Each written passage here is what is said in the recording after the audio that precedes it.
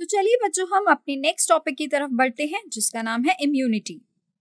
हम अपनी लाइफ में कई तरह के माइक्रो ऑर्गेनिजम्स के कांटेक्ट में आते हैं, लेकिन हमारी बॉडी के पास कुछ एबिलिटी होती है जिसकी वजह से हम इन सभी बैक्टीरिया से लड़ जाते हैं और इसी डिजीज से फाइट करने की एबिलिटी को हम बोलते हैं इम्यूनिटी, यानी overall ability of body to fight against disease causing organisms is known as immunity. Immunity दो तरह की होती है, innate immunity और acquired immunity। चलिए बच्चों, हम जान लेते हैं कि innate और acquired immunity क्या होती है। सबसे पहले हम जानेंगे innate immunity के बारे में। innate immunity बर्थ के टाइम से ही प्रेजेंट रहती है। ये नॉन स्पेसिफिक होती है, साथ ही ये कई तरह के बैरियर्स प्रोवाइड करती है जो हमें फॉरेन एजेंट से फाइट करने में हेल्प करते हैं। अब ये बैरियर्स की बात करें तो ये 4 तरह के बैरियर्स होते हैं। सबसे पहले आता है फिजिकल बैरियर्स, फिर आता है फिजियोलॉजिकल बैरियर्स, तीसरा आता है सेलुलर बैरियर्स और चौथा आता है साइटोकाइन बैरियर्स। चलिए हम बात कर लेते हैं सबसे पहले फिजिकल बैरियर्स के बारे में। हमारी बॉडी का जो मेन बैरियर है वो है स्किन, जो किसी भी तरीके के माइक्रो ऑर्गेनिजम्स को बॉडी में एंटर होने से रोकते हैं। दूसरा बैरियर आता है म्यूकस। म्यूकस हमारी रेस्पिरेटरी, गैस्ट्रोइंटेस्टाइनल और यूरोजेनाइटल ट्रैक्ट्स की एपिथेलियम लाइनिंग को कोट करता है और माइक्रोब्स को ट्रैप करके हमारी बॉडी में एंटर होने से रोकता है।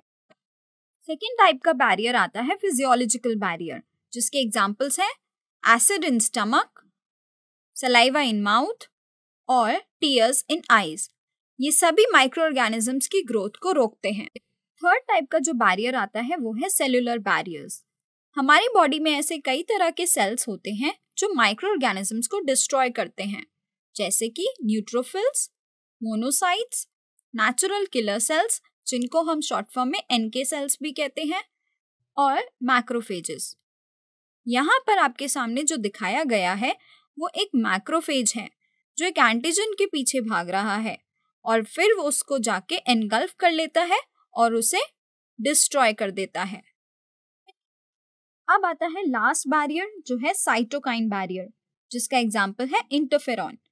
इंटरफेरॉन वो प्रोटीन्स होते हैं जो वायरस इन्फेक्टेड सेल्स रिलीज करते हैं ताकि नॉर्मल सेल्स को फर्दर वायरल इन्फेक्शन से प्रोटेक्ट किया जा सके। चलिए देखते हैं कि ये काम कैसे करता है। यहाँ पे जो आपके सामने दिखाया गया है वो है एक वायरस इन्फेक्टेड सेल। ये वो वायरस है जिसने इस सेल को इन्फेक्ट किया हुआ है। अब ये virus infected cell interferons release करते हैं। इंटरफेरॉन्स वही प्रोटीन्स हैं जिनके बारे में हमने अभी बात की थी।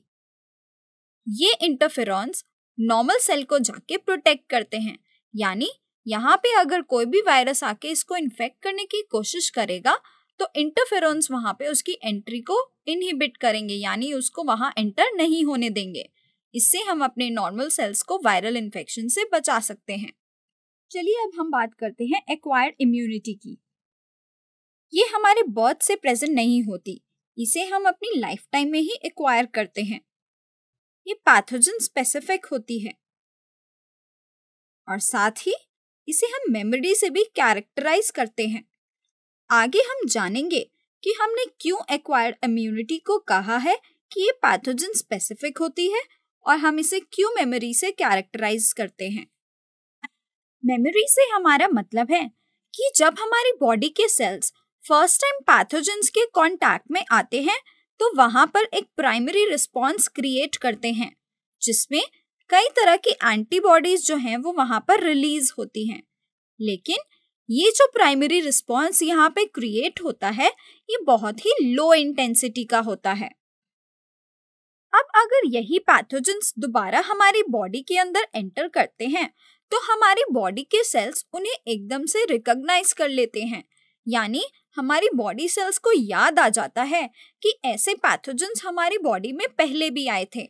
तो इसलिए बॉडी इमीडिएटली बहुत सारी एंटीबॉडीज वहां पे रिलीज कर देती है जो कि इन पैथोजेंस को जाकर किल कर देती है। तो ये जो यहाँ पर रिस्पॉन्स क्रिएट होता है ये बहुत ही हाई इंटेंसिटी का होता है। और ये क्यों होता है? ड्यू टू द मेमोरी, और इसी को हम कहते हैं सेकेंडरी रिस्पॉन्स। इम्यून रिस्पॉन्स दो तरह के सेल्स कैरी आउट करते हैं, एक बी लिम्फोसाइट्स, दूसरा टी लिम्फोसाइट्स।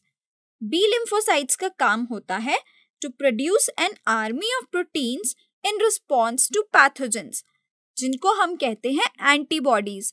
यानी ये एंटीबॉडीज को रिलीज करते हैं जो पैथोजन से फाइट करने में हेल्प करती हैं।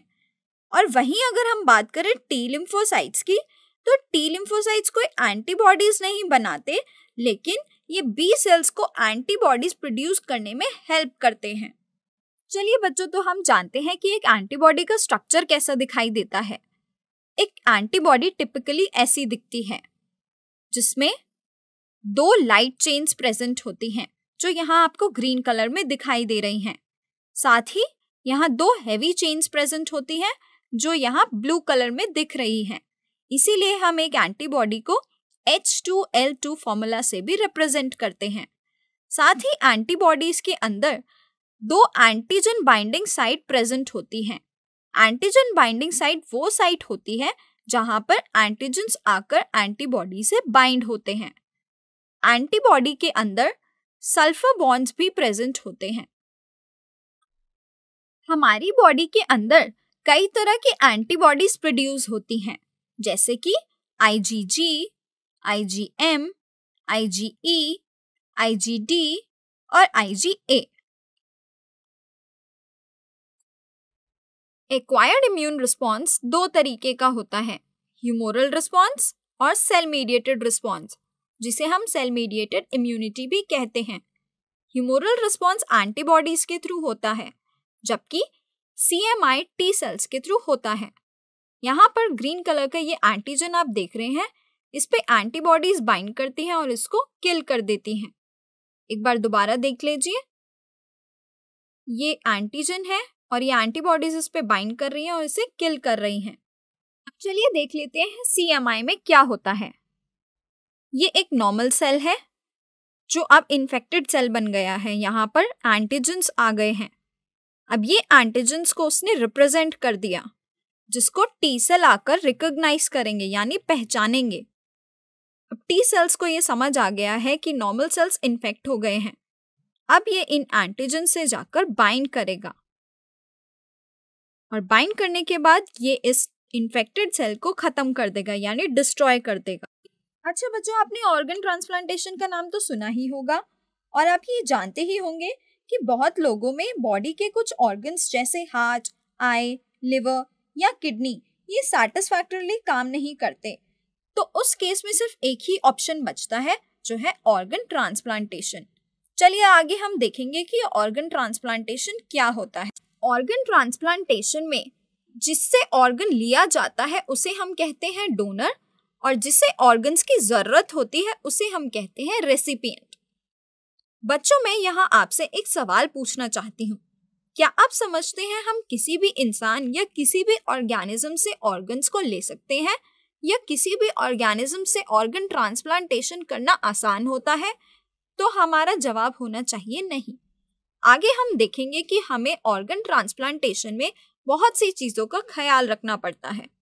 हम किसी भी सोर्स यानी एप्स या कोई और ह्यूमन से ऐसे ही ऑर्गन्स को नहीं ले सकते, वो सूनर और लेटर रिजेक्ट हो जाएंगे, क्योंकि हमारी बॉडी इन ऑर्गन्स के सेल्स को एंटीजन समझने लगती है और उनके अगेंस्ट कुछ एंटीबॉडीज प्रोड्यूस करने लगती है, और इसी को हम कहते हैं ग्राफ्ट रिजेक्शन। इसीलिए ऑर्गन ट्रांसप्लांटेशन से पहले टिश्यू मैचिंग और ब्लड ग्रुप मैचिंग बहुत जरूरी होता है, और ऑर्गन ट्रांसप्लांटेशन के बाद में पेशेंट को इम्यूनोसप्रेसेंट्स दिए जाते हैं, और हो सकता है कि ये इम्यूनोसप्रेसेंट्स उसे लाइफ टाइम भी लेने पड़े।